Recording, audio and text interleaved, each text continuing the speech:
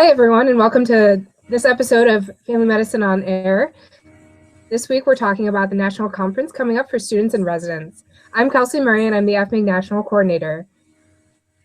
I'm joined with the student and resident chairs of National Conference. So I'd like to introduce Lizzie Mcintosh, who's the student chair of National Conference, and she's a Med 4 at SUNY Upstate. And also Alex McDonald, who's the resident chair and a sports medicine fellow at Kaiser Permanente. So thank you guys for joining me today to talk about National Conference. I'm really excited. So we're talking about the National Conference for Students and Residents. And this year, it's going to be held in Kansas City, Missouri on July 27th through July 29th. So what is National Congress?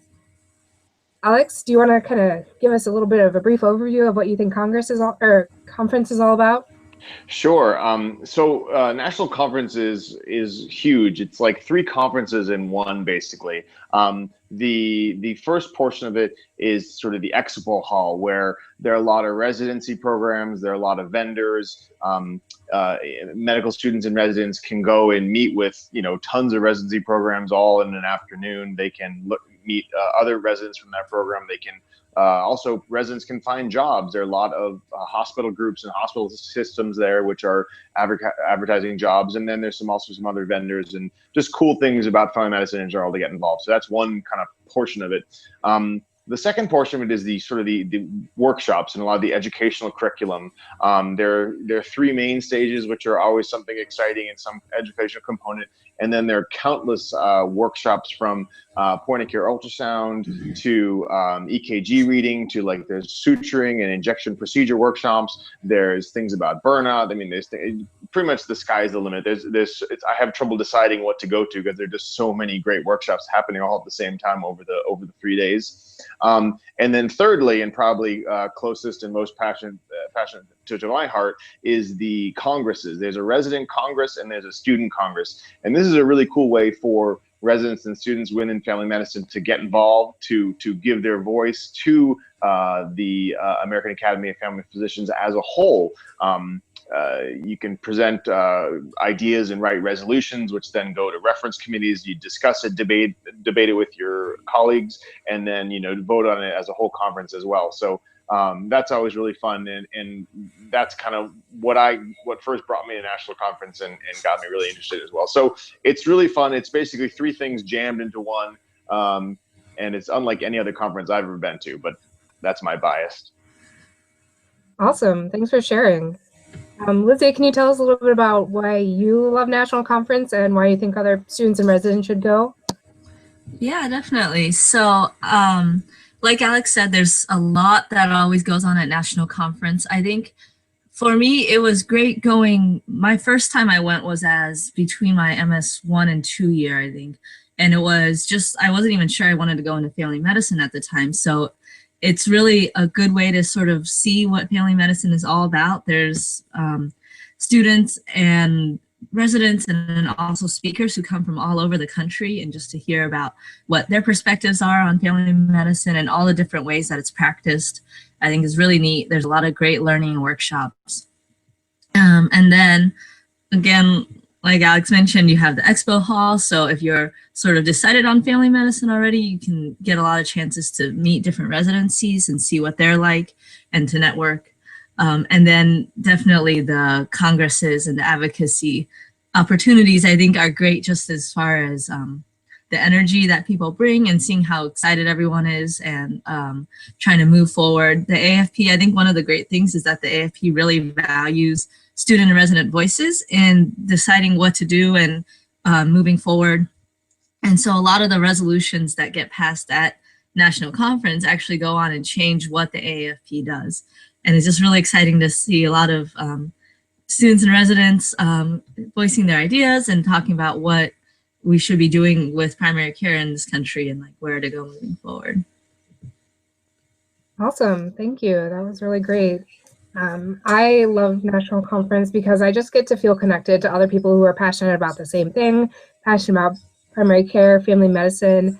I always come back feeling really inspired, charged, and it's just a lot of fun. There's so much to do, like you guys said, that it's jam-packed into 3 days, and You know, you can't even do it all, but there's just lots of opportunities and different things to do and participate in, to learn about.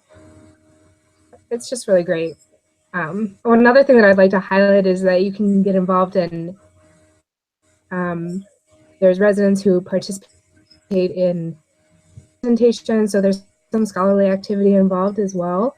So that's really great. Some networking and community service events and a celebration event as well, where you just hang out and have fun together as family medicine.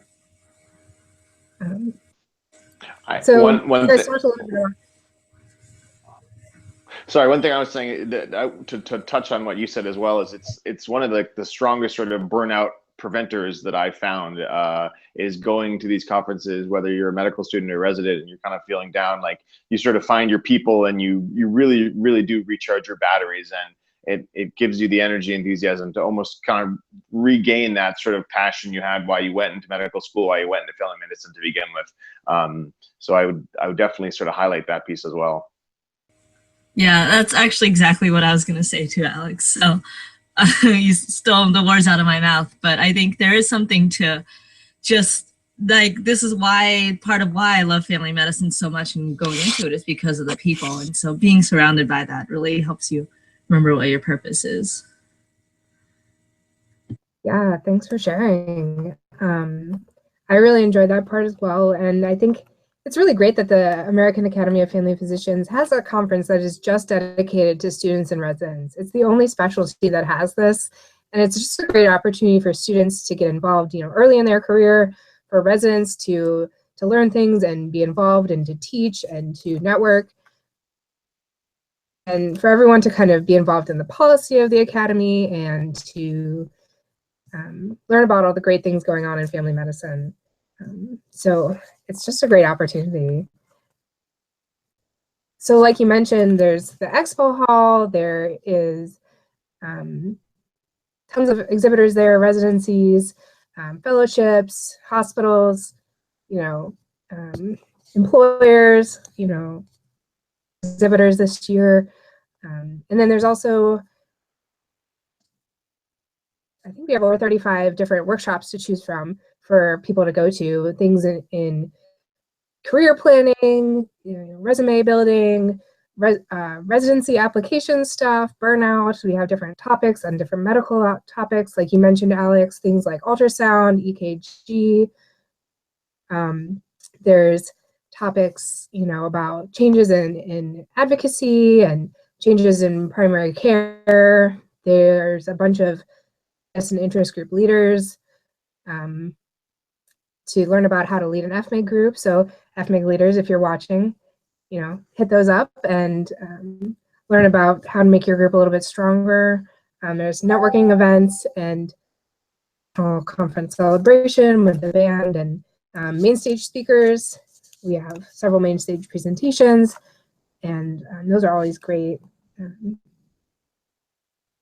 And then we talked a lot about Congress already, that's the other part of the conference is, you know, the chance to be involved in decision-making for the Academy, to kind of share what the Academy should be doing, what family medicine should be doing, to get involved, to run for a leadership position, to, you know, if you're a delegate for your state, to vote on policy and some of the resolutions that are passed.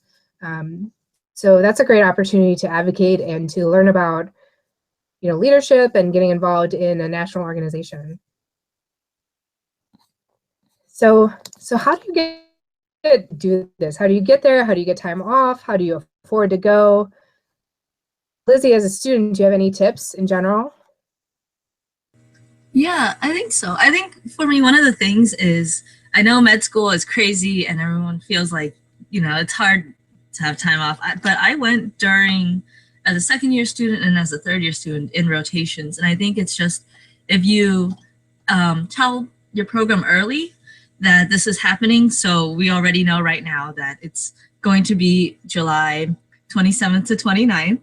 So get the dates down and just give everyone a heads up. And then if you tell it, I think as something that's important to your medical education, which I think it really is, to go that there's a lot of benefits. You learn a lot. It helps you decide what you want to do in the future. And then if, as a family medicine, if you go into family medicine, is also great for like helping to sort of develop your leadership skills and different things. So I think if you really sell it to your program, whether a residency or your medical school in that way, that definitely helps.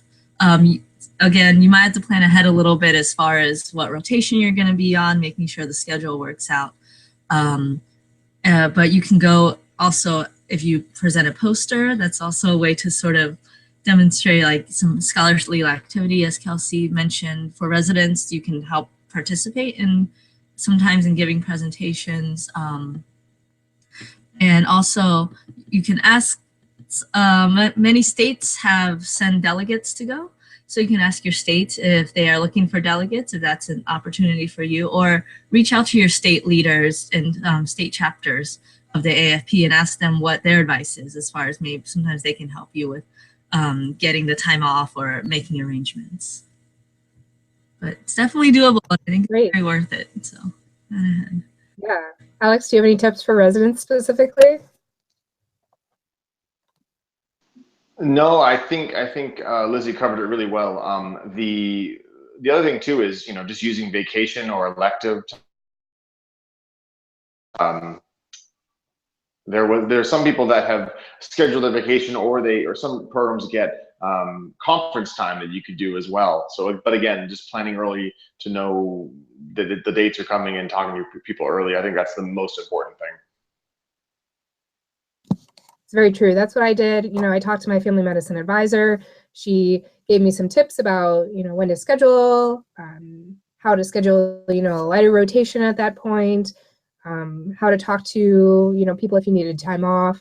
If you get support from your department, that's great. And just, you know, ask early, ask off as soon as you know your schedule. You can contact whoever's in charge of your schedule that month and say, hey, I'm going to this conference. Can we make time off? Can we make arrangements? And a lot of times people are more than happy to make accommodations. And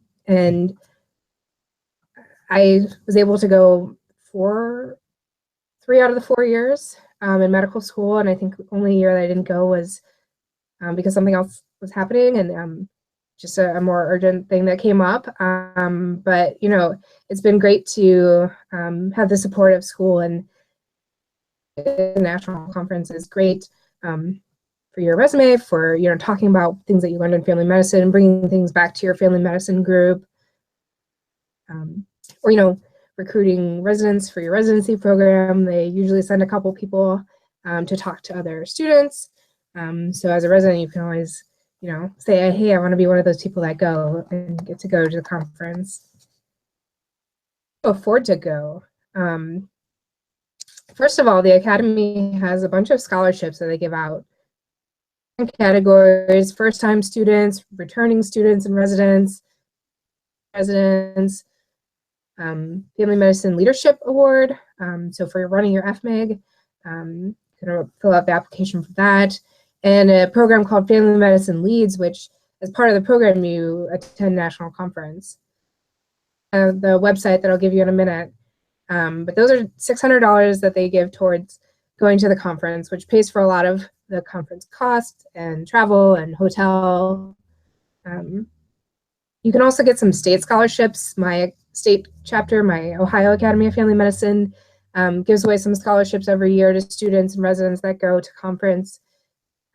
My school will give out awards, especially the family medicine department. My school actually has a travel stipend just for anyone that's going to any conference, so you could apply for something like that. And then, you know, things like carpooling, sharing hotel rooms, save money. And if you register early, you can save $50.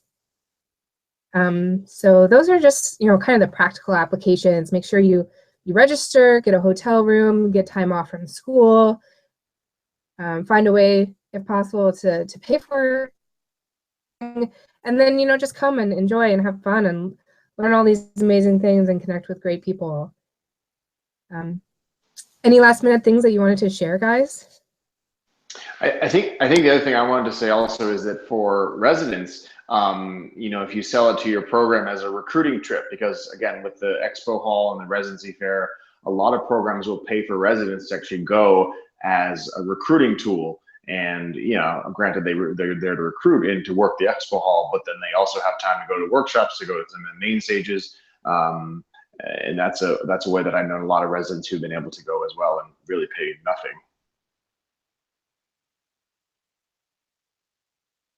Lizzie, any final thoughts?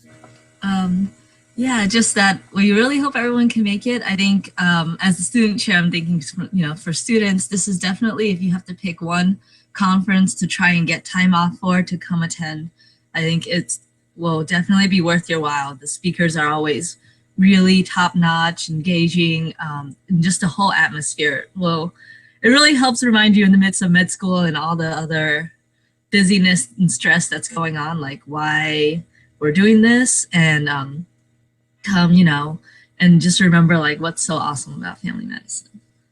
So sign up. Great. So if you guys are sold, how do you sign up? You know, you can register online, aafp.org/NC for national conference. You can find all the information on there, information about hotels, the scholarships, how to submit a poster.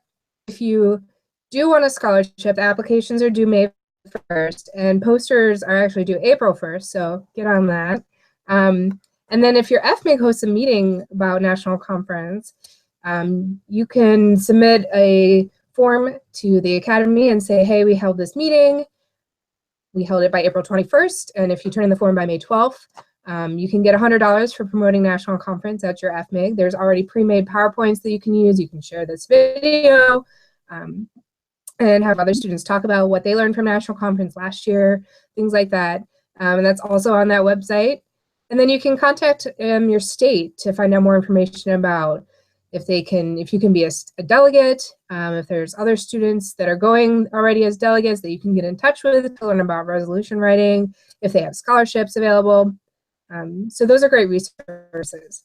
And you should sign up before June 29th because the price will increase after that. And so for students, it's $165 for the whole conference for 3 days, and residents, it's only $190. And like we said, hopefully you can get some scholarships to go, money from your school, things like that. But it's definitely worth it. It's an investment in your future, and it's a great conference. It's a lot of fun. So I just like you to leave you with that. And this is our flyer. I think it's showing up backwards. But be part of the family medicine equation at national conference. So check out the website, and we hope to see you there. Thanks, guys.